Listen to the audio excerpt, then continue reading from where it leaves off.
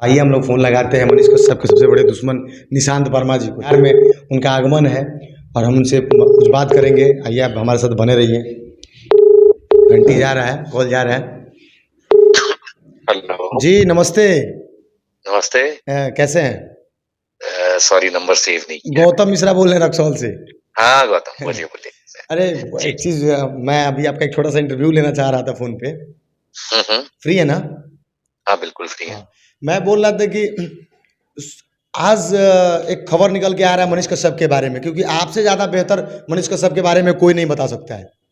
ऐसा तो नहीं है। नहीं आप कोर्ट शुरू कानून से ही ज्यादा बना उसके ऊपर केस कर दिए। बहुत सारा अभी उसके साथी के ऊपर भी आपने पूरा लिस्ट बना कर रखा था यूट्यूबरों के ऊपर केस करने के लिए। तो इससे बेहतर तो आपसे ज्यादा कौन जानता है। जी पूछिए। तो ये क्या सुनने में आया कि 11 महीना के लिए भी और वो तमिलनाडु के जेल में ही रहेगा मनीष कश्यप? हाँ वो ऐसा हुआ था कि जब उस पे एनएसए लगाया गया था जी तो एनएसए लगाने का एक्चुअली क्या है कि सुप्रीम कोर्ट की पुरानी एक रूलिंग के हिसाब से एनएसए रिव्यू में है। रासुका जो है उस पे रिव्यू चल रहा है कि ये लगना चाहिए किसी पे या नहीं। अच्छा। सिर्फ मनीष पे नहीं, सबके लिए बात है उनकी। लेकिन उसमें ये नहीं कहा गया है कि किसी पे एनएसए नहीं लगेगा। अगर फिर भी किसी पे एनएसए लगाना है, मनीष के साथ साथ और भी लोगों पे लगा है पिछले 6 महीने के अंदर, तो अगर लगाना है तो जो प्रशासन होता है वो और पुलिस को एक सिटिंग हाई कोर्ट जज यानी कि उच्च न्यायालय के एक वर्तमान किसी जज के साथ मिलके जो कमिटी होती है एनएसए अप्रूवल कमिटी, उनके साथ पहले टाई अप करके बातचीत करके सब समझाना होता है कि ये एनएसए लगाना क्यों जरूरी है। जब वो मंजूरी मिलती है तब जाकर के एनएसए को कहते हैं ना बहाल किया कहा जाता है। अन्यथा अगर मंजूरी नहीं मिलती तो लगा हुआ एनएसए वापस हो जाता है। तो इस मामले में मनीष कश्यप के मामले में ये हुआ था कि एनएसए जब लगा था उसके 6 अप्रैल मेरे ख्याल से तारीख थी। 3 अप्रैल और नहीं 6 अप्रैल की तारीख को एनएसए लगा था तमिलनाडु तरफ से। 3 अप्रैल तो मेरी एफआईआर हुई थी पटना में जो मैंने उसके सामने की थी। तो 6 अप्रैल 2023 को मनीष कश्यप पे तमिलनाडु पुलिस और प्रशासन ने एनएसए लगाया था और उस एनएसए के आधार पे 3 महीने तक कोई जमानत नहीं हो सकती। इस दरमियान मनीष कश्यप ने सुप्रीम कोर्ट का दरवाजा भी खटखटाया, आप लोग जानते हैं। हुआ ये कि 5 मेरे ख्याल से 4 या 5 दिन हुए इस बात को, जब तारीख एग्जैक्ट याद नहीं है, लेकिन वो जो कमिटी होती है जो रासुका को अप्रूव करती है, जिसमें सिटिंग जज होते हैं हाई कोर्ट के, तो तमिलनाडु में मद्रास हाई कोर्ट है, उनके सिटिंग जज के साथ प्रशासन ने जब ये वार्तालाप किया तो वहां उस कमिटी ने अप्रूव किया और उसके आखिरी पैराग्राफ जो अप्रूवल लेटर है उसके आखिरी पैराग्राफ में क्लियर किया है कि 12 महीने तक अब उसको कोई जमानत नहीं मिलेगी और एनएसए के तहत वो मदुरई सेंट्रल जेल में ही रहेगा। अब इसका मतलब ना उनका कोई वकील, ना कोई केस, ना कोई फाइल, अभी कुछ नहीं होने वाला है 12 महीने तक। देखिए इसमें 2 भाग होते हैं। सुप्रीम कोर्ट में आप जा सकते थे, आप चले गए, लेकिन अनुच्छेद 32 के हिसाब से सुप्रीम कोर्ट ने कहा कि मैं एंटरटेन नहीं कर सकता, आप हाई कोर्ट के पास जाइए। क्योंकि होता यह है कि हम लोग भूल जाते हैं कि जो किसी भी राज्य का या क्षेत्र का ओरिजिनल ज्यूरिसडिक्शन होता है वो हाई कोर्ट होता है। सुप्रीम कोर्ट जो है वो एपेलेट कोर्ट होती है, यानी उसके बाद अपील में जाया जाता है। तो इसमें मद्रास हाई कोर्ट पे पास वो गया नहीं था। वो इसलिए नहीं गया था क्योंकि उसके वकीलों को पता था कि मद्रास हाई कोर्ट या किसी भी हाई कोर्ट में ये पावर नहीं दिया गया है कानून के तहत कि पहले 3 महीने में कोई इंटरफियर करे। वो अपनी बात रख सकता है जिसके ऊपर लगाया आरोपी, लेकिन वो कोर्ट में हियरिंग के लिए नहीं जाएगा, ये रासुका के कानून में है। अच्छा। तो इस वजह से वो वहां नहीं गया था और ज्यादा से ज्यादा अपने एक चिट्ठी लिख सकता है कि साहब कंसिडर किया जाए। वो की या नहीं की ये तो उसको पता होगा, लेकिन इस दरमियान रासुका को बहाल करने के लिए जो कमिटी का अप्रूवल चाहिए होता है, जो मैंने आपको बताया प्रशासन, पुलिस और सिटिंग हाई कोर्ट जज का, उन्होंने उसको बहाल कर दिया और 12 महीने की अवधि उसमें तय कर दी। तो अब ये आप समझ सकते हैं कि इसमें कोई भी अब सुनवाई 12 महीने तक जमानत के लिए तो नहीं हो सकती। सर आपसे एक चीज मैं जानना चाहूंगा क्योंकि तमाम व्यूअर हैं आपसे, आपके लिए एक संदेश हमेशा छोड़ते हैं कि निशांत वर्मा को क्या तकलीफ है मनीष कश्यप से।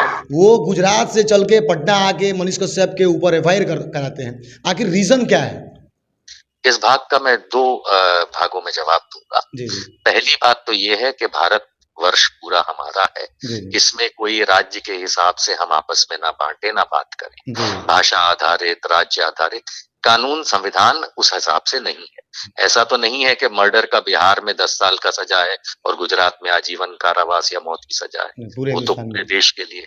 नंबर 2, एक अंग्रेजी शब्द होता है जो कोर्ट में इस्तेमाल होता है, लोकस स्टैंडी। लोकस स्टैंडी मतलब आपका क्या आधार है। तो मैं आपके माध्यम से बिहार की जनता और बाकी सब पूरे भारत की जनता को बता दूं कि भारत के जमीन पर कोई भी व्यक्ति, कोई भी, आप हो, मैं हूं, कोई भी हो, जब कोई गुनाह होता हुआ देखता है या उसको ऐसा लगता है कि गुनाह हुआ है, वो व्यक्ति खुद भारतीय हो या विदेशी भी हो सकता है जो टूरिस्ट आया हो, अगर उसे ऐसा लगता है कि इस मामले में गुनाह हुआ है, ऐसा प्रतीत होता है, तो पुलिस में कंप्लेंट करना उसका फर्ज है। ऐसा नहीं कह रहा हूं कि वो कर सकता है या नहीं कर सकता। मैं आपको उदाहरण, मैं यहाँ रुकूंगा। पूरे भारतवर्ष में बहुत लोग ऐसा ऐसा है सर कि बहुत लोग गलत करता है, तो आप सबके ऊपर एफआईआर कीजिएगा, सबके ऊपर केस कीजिएगा। जो लोग गलत करते हैं उन पे वहां हर जगह एफआईआर होती ही। नहीं सर, उदाहरण सब के पे तौर सब पे लोग अलग अलग करते हैं। आप पे सर बात यहाँ जनता आपसे पूछना चाहती है, क्योंकि बहुत सारे तमाम व्यूअर है जो कमेंट करते हैं कि आखिर निशांत वर्मा ही क्यों करते हैं। अगर मिश्रा जी, आपने टोका ना होता तो उसका जवाब मिल जी जाता। जी खैर, मैं आपको फिर बता जी देता जी हूँ कि ये जो सवाल है कि गुजरात से चल के बिहार आया, जी मैंने जैसा आपको बताया, ये तो हमारा मौलिक फर्ज है कि कोई भी गुनाह देखें तो उसको रिपोर्ट करना चाहिए। अब आप पूछेंगे तो फिर बाकी मामले वगैरह इत्यादि। मैं आपको एक बात बताऊं, मुझे गुजरात से बिहार आने की आवश्यकता इसलिए पड़ी क्योंकि करोड़ों बिहारियों में से किसी एक ने भी इतने बड़े गुनाहों को होते हुए देखते हुए भी पुलिस या कोर्ट में जाकर के कंप्लेंट करने की सोची तक नहीं। मैं नाम लेके कहता हूं, पप्पू यादव को मैंने टीवी पे सुना, बड़े बड़े शब्द बोल रहे थे कि भाई मनीष कश्यप, तुम्हें महात्मा गांधी के बारे में ऐसा नहीं बोलना चाहिए, अल्पसंख्यकों के बारे में ऐसा नहीं बोलना चाहिए, पहले तो हमारे समर्थक, हम तुम्हारे अच्छा लगता था।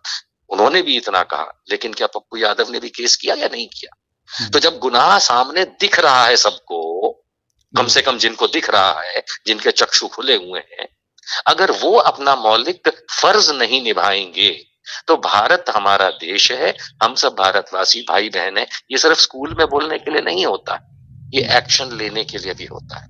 दूसरी बात मैं कहूंगा, मनीष कश्यप दूसरे राज्यों में जाके कवर क्यों करता था? पत्रकार था क्या कोई? बिल्कुल भी नहीं था। वो तो एक राजनीतिक व्यक्ति है, यूट्यूबर जरूर है, पत्रकारिता की तो उसने पढ़ाई तक नहीं करी, ना सर्टिफिकेट लिया। तो ये पत्रकारिता की जो नौटंकी वो करता था, जिसके कहते हैं ना कि आगे कुछ और दिखाया, पीछे से कुछ और करता था, तो भाई कहीं ना कहीं आकर के कोई ना कोई तो खड़ा होगा। कहीं ना कहीं तो आँख खोलने का सारे काम कर राज्यों दो में आप मुझे बताइए, वो सारे राज्यों में जाके कवर कर सकता है? वो सारे राज्यों में मैं अच्छा बुरे की बात नहीं कर रहा हूँ, मैं तो कहता हूँ सारे कहीं ना राज्यों कहीं में सारे राज्य में जा रहा था, तो कवर कहीं ना कहीं करता है। समस्या को दिखा रहा था, तो ये भी अच्छी बात है ना। तो भाई अगर मनीष कश्यप मध्य प्रदेश जाके कवर कर सकता है, वो गुजरात जाके कवर कर सकता है, वो फलानी जगह दूसरे राज्यों में जाके कवरेज कर सकता है, तो उन्हीं राज्य के लोग क्या उसके खिलाफ उसी के राज्य में आके कंप्लेंट नहीं कर सकते? इसका सीधा जवाब यही है कि वो अन्य राज्य में जाके रिपोर्टिंग कर सकता, तो आप अन्य राज्य से आके क्यों नहीं कर सकते? क्योंकि भारत हमारा देश है और हम सब भारतवासी भाई बहन है, हमारा देश है भाई, इसमें राज्य की बात कहाँ आती है? तो जो लोग ऐसा समझते हैं उनकी एक चीज और भी हमारे दर्शकों को बताइएगा, ये लोग हमेशा बोलते हैं कि निशांत वर्मा रात में आते हैं, रात में 12 बजे और सुबह में 6 बजे निकल जाते हैं, जिस दिन बिहार में आ जाएंगे हम लोग स्वागत करेंगे, मतलब गलत वर्डों से लोग ऐसे आपको नवाज रहे हैं, उनको क्या संदेश दीजिएगा? संदेश कह रहे ऐसे लोगों को क्या देना, लेकिन 2-3 बातें छोटी छोटी रख देता हूँ। अगर किसी को लगता है मैं रात में आता हूँ और रात में निकल जाता हूँ, तो भाई मेरे तो खुद फेसबुक के प्रोफाइल पे लाइव वीडियोस पड़े हुए हैं उस समय के, जब मैं 3-3, 4-4 दिन पटना में रहता हूँ और वहां पे होता हूँ। और दूसरी बात, ऐसे मामलों में जब आप एफआईआर करने जाते हैं, दूसरे राज्य से आते हैं 1000, 2000, 3000 किलोमीटर से, तो ऐसा तो नहीं होता कि भाई रात में आए रात में निकल गए। कौन से पुलिस वाले और कौन सा प्रशासन मिला है? मुख्यमंत्री कार्यालय क्या मैं रात में 12 बजे जाऊंगा?